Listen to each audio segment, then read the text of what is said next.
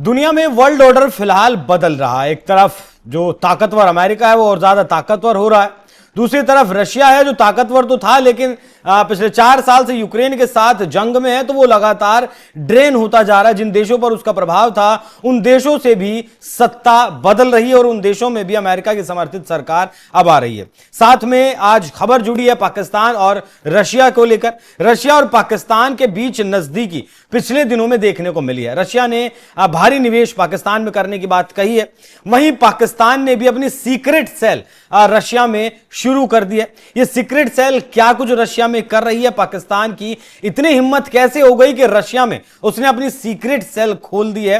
साथ में उसका साथ दे रहा है तुर्की भी। ऑपरेशन सिंदूर के दौरान भी देखा था तुर्की और पाकिस्तान के साथ चीन की जुगलबंदी किस तरीके से भारत के खिलाफ दिखी थी। भारत भी एक नई ताकत बनकर दुनिया में उभर रहा है। तो इसी विषय पर आज चर्चा करेंगे। पाकिस्तान की जो सेल है, सीक्रेट सेल रशिया में, वो वहां क्या कर रही है। नमस्कार, मैं हूं आपके साथ अभिषेक पुंडीर और मेरे साथ मौजूद हैं बांग्लादेश से शोएब चौधरी जी। सर बहुत स्वागत है आपका। धन्यवाद। ये चल क्या रहा है सर पाकिस्तान और रशिया के बीच? आप ही का एक लेख में पढ़ रहा था जिसमें आपने ये जानकारी दी है सीक्रेट सेल के बारे में, विस्तार से समझाइएगा क्या है ये। बहुत बहुत धन्यवाद अभिषेक भाई। देखिए, ये पाकिस्तानी आईएसआई जो है, ये पाकिस्तानी आईएसआई असल से पाकिस्तान की जो डिफेंस मिनिस्टर उसने कहा कि ये अमेरिका का टॉयलेट पेपर है, मगर पाकिस्तान को, आईएसआई को अमेरिका, ब्रिटेन सारे देश इस्तेमाल करता है इसके टारगेटेड दुश्मन के खिलाफ। सो अमेरिका का दुश्मन कौन कौन है मिडिल ईस्ट में?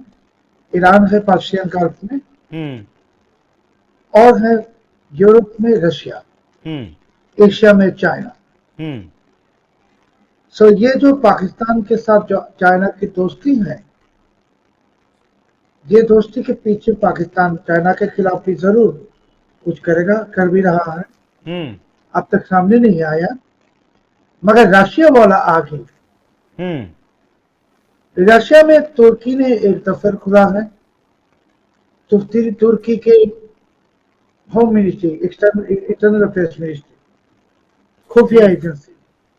दूसरी, पाकिस्तान ने एक डेस्क खुला है, इसके नाम है मैत्रोस्क्या डेस्क। मैत्रोस्क्या का मतलब पाकिस्तान रशिया की एक तरफ की डॉल है, पुतली है, जो पुतली के एक पुतली के अंदर और एक पुतली और एक पुतली के अंदर और एक पुतली ऐसे छुपा के रखते हैं।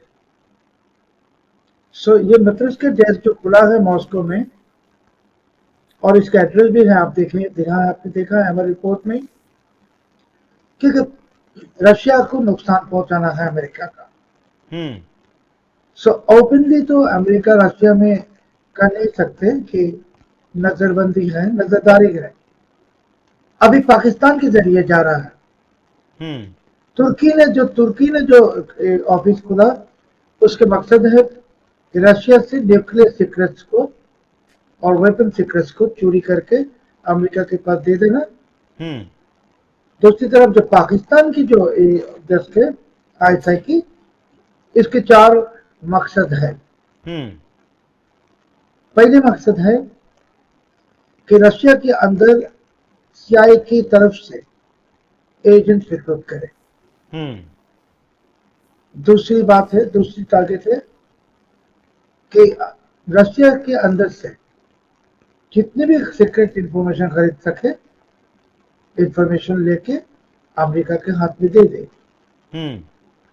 तीसरी जो है कि व्लादिमीर पुतिन प्रेसिडेंट, इनके खिलाफ में रशिया में अगर कोई ग्रुप है या कोई व्यक्ति है, इसको भड़काए और उसको मदद दे।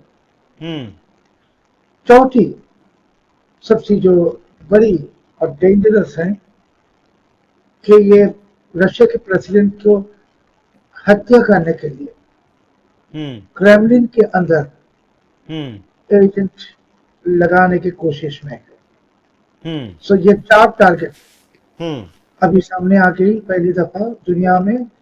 ब्रिक्स ने, हमारे जो अखबार इसने लाया, और साबित हो गया कि पाकिस्तान अभी सिर्फ भारत के ही दुश्मन नहीं, सिर्फ बांग्लादेश का ही दुश्मन नहीं, पाकिस्तान रशिया की एक नंबर दुश्मन है। क्या रशिया को इस बात का नहीं पता है? रशिया को ये बात है या नहीं है, ये तो अब तक आप भी नहीं जानते, मैं भी नहीं जानता हूँ, मगर आप भी पत्रकार हैं, हम भी हूँ। कभी कभी ऐसे होता है कि जो देश की जो इंटेलिजेंस एजेंसी होते हैं उनके पास सब खबर होता नहीं है, किसी देश के भी, मगर पत्रकार जो होता है, पत्रकार का एक्सेस बहुत सारी जगह पे है, और पत्रकार चाहते हैं तो ऐसे कोई खुफिया बात को सामने ला सकते हैं, सनसनी, जिसको उस देश की एजेंसी को भी पता नहीं। मेरे पता है एक्चुअली, आप मैं कंफर्म हूँ कि अभी रशिया को पता चल गया है ये रिपोर्ट आने के बाद कि ऐसे एक दफ्तर खुल के रखा, मैंने एड्रेस भी दे दिया। और जब एड्रेस पब्लिश हुआ अभी से बहुत घंटे पहले, तो श्योर रह जाइए कि रशियन खुफिया एजेंसी अभी उस बिल्डिंग के ऊपर नजर रखेगा, और ये ऑफिसर जो आईएसआई का जो ऑफिसर वो ऑपरेट कर रहा है, इसके नाम भी आ गई वो रिपोर्ट में। ठीक है सर। सो पाकिस्तान, एक और चीज मैं आपसे जानना चाहूंगा, पिछले साल कुछ खबरें निकलकर आई थी कि चाइना का प्रभाव रशिया में बहुत ज्यादा बढ़ रहा है। देखिए, रशिया से बहुत ज्यादा तेल खरीद रहा है चीन। पैसे के मामले में रशिया फिलहाल पूरी तरीके से कहें कि चीन के ऊपर डिपेंड है। तो चीन की जो इंसर्जेंसी है रशिया में, वो तो समझ आती है। हो सकता है कि पाकिस्तान भी एंट्री लिया हो रशिया में, उसमें भी कहीं ना कहीं चीन का प्रभाव रहा हो। लेकिन मैं समझना आपसे यह चाहता हूं कि रशिया आज के वक्त में इतना कमजोर हो गया है जो उसे पाकिस्तान जैसे देशों को साथ लेकर चलना पड़ रहा है, पाकिस्तान में निवेश करना उसे पड़ रहा है। उसके पीछे की स्ट्रेटेजी समझा पाएंगे? देखिए, रशिया बिल्कुल ही कमजोर है नहीं, क्योंकि पाकिस्तान अभी अमेरिका डोनाल्ड ट्रंप के गोद पे बैठे हैं, गोद में बैठे हैं। और ये भी एक वजह है कि रशिया, देखिए अभिषेक भाई, मैं एक इंफॉर्मेशन आपके साथ शेयर करना चाहता हूँ कि 1989 से लेकर 7 साल तक मैं बांग्लादेश में रशियन वार्ता संस्था जो सरकारी तास, उसके चीफ थे। जो रशिया में हमारे बहुत सारे दोस्त हैं, कनेक्शंस भी है, कॉन्टैक्ट्स भी है। अभी ये रशिया का जो पाकिस्तान के साथ जो आप देख रहे हैं कि रिलेशनशिप, ये रिलेशनशिप के स्ट्रेटेजिक वजह भी हो सकता है कि रशिया जानने की कोशिश करेगा पाकिस्तान क्या कर रहा है अमेरिका के साथ या नहीं कर रहा है। दूसरी, आपने जो इंसर्जेंसी वाला बात की, देखिए आज से बहुत साल पहले हम रशिया के अंदर चेचनिया में एक इंसर्जेंसी ग्रुप थे, एंटी रशिया, एंटी क्रेमलिन। तो उसको पाकिस्तान ने मदद किया। अभी यूक्रेन में भी रशिया व्लादिमीर पुतिन के खिलाफ मदद कर रहा है, ये जो हमारी रिपोर्ट में भी है। तो पाकिस्तान की जो नाजायज हरकतें हैं बहुत सारे देश में, आप भी जानते हैं कि पिछले साल की नवंबर में रशिया ने पाकिस्तानी एजेंट्स को पकड़ा मॉस्को में। उस वक्त ये रिपोर्ट बहुत सारे मीडिया में आए थे, भारतीय मीडिया में भी आए थे। ऐसे है नहीं कि रशिया पाकिस्तान को ट्रस्ट करते हैं, बिल्कुल ही पाकिस्तान को कोई भी देश ट्रस्ट नहीं करता। वैसे कि डोनाल्ड ट्रंप भी पाकिस्तान को ट्रस्ट नहीं करते। डोनाल्ड ट्रंप पाकिस्तान को इस्तेमाल कर रहा है, यूज कर रहा है, क्योंकि सब जानते हैं कि पाकिस्तान ऐसे एक देश है जो दोस्त की पीठ में छोरा बनता है। अभी ये जो आज का जो रिपोर्ट है अभिषेक भाई, ये बहुत डेंजरस है, क्योंकि रिपोर्ट में एड्रेस आ गई, लोगों के नाम आ गई, और इसके मोडस ऑपरेंडी आ गई। और आप देखेंगे आने वाले हफ्तों में कि रशिया इसमें ऑपरेशन करेगा, पकड़ेव का भी। और ऐसे भी हो सकता है कि पाकिस्तान के बहुत सारे आर्मी ऑफिसर्स को Russia PNG, personal non Greta, कर देगा। बस इतना ही करेगा, या फिर अगर उसे पता चलेगा कि उसके खिलाफ कुछ खुफिया षड्यंत्र पाकिस्तान रच रहा है, तो क्या इससे बड़ी भी कुछ सजा दे सकता है रशिया? रशिया पाकिस्तान को सजा तो सबक सिखाएगा, मैं सजा नहीं कहूंगा, सबक सिखाएगा, जरूर सिखाएगा। और वो सबक किस तरीके का होगा? देखिए, पाकिस्तान अभी कोई देश है नहीं। हम्म। पाकिस्तान एक्चुअली एक आतंकवादी सत्ता के नाम है, हम्म। और ये तो भिखारी मुल्क, इसके आप जानते हैं, भीख मांगने की कटोरी भी नहीं है। हम्म। सो अभी जा जाके ये ट्रम्प के पास पाकिस्तान के सब जो रिसोर्सेज नेचुरल सब दे के पैसे की जुगाड़ करके कोई पेट में खाना दे रहे हैं। हम्म। मगर पाकिस्तान में अगर $100 घुसता है तो वहां से $90 चले जाते हैं आर्मी जनरल्स के पॉकेट में। हम्म। अभी रशिया जो पाकिस्तान को मदद कर सकते थे, कर रहा है कि पाकिस्तान को तेल देके, बहुत सारे चीज देके। अभी जो सबक की बात आई तो आप देखेंगे कि ये रशिया के भारत की रिश्ता बहुत अच्छा है, हम्म। बहुत गहरी रिश्ता है, पुराना रिश्ता। और पाकिस्तान की जो पाकिस्तान ऑक्युपाइड जो कश्मीर है, वहाँ जो इंसर्जेंसी हो रहा है, इंसर्जेंसी टेररिज्म, टेररिस्ट कैंप है वगैरह है, अब देखेंगे कि बहुत सारे इंफॉर्मेशन अभी रशिया के जरिए भारत के पास आ जाएगा। हम्म।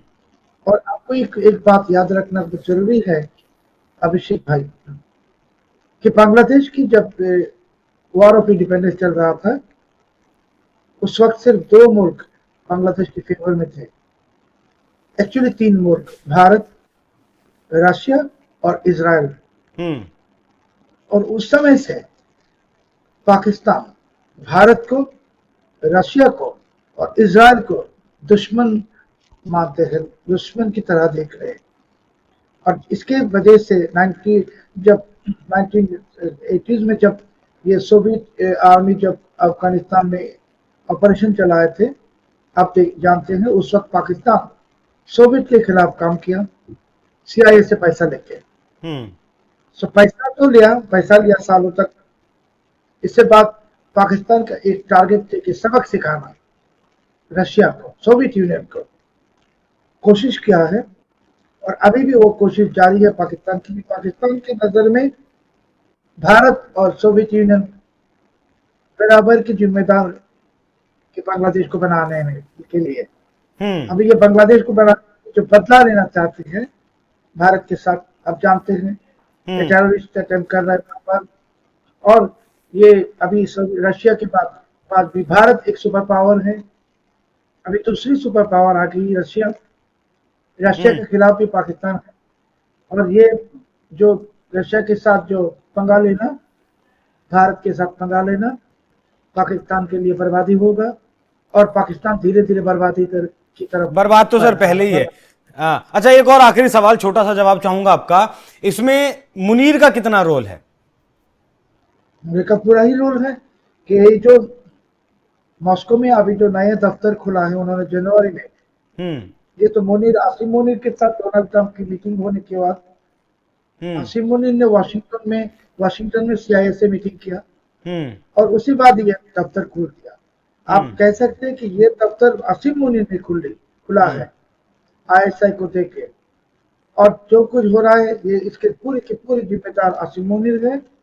और मैं जैसे कहा कि आने वाले हफ्तों में आप देखेंगे कि रशिया क्या क्या इंफॉर्मेशन लेके आते सामने, और क्या सबक सिखाता है पाकिस्तान को।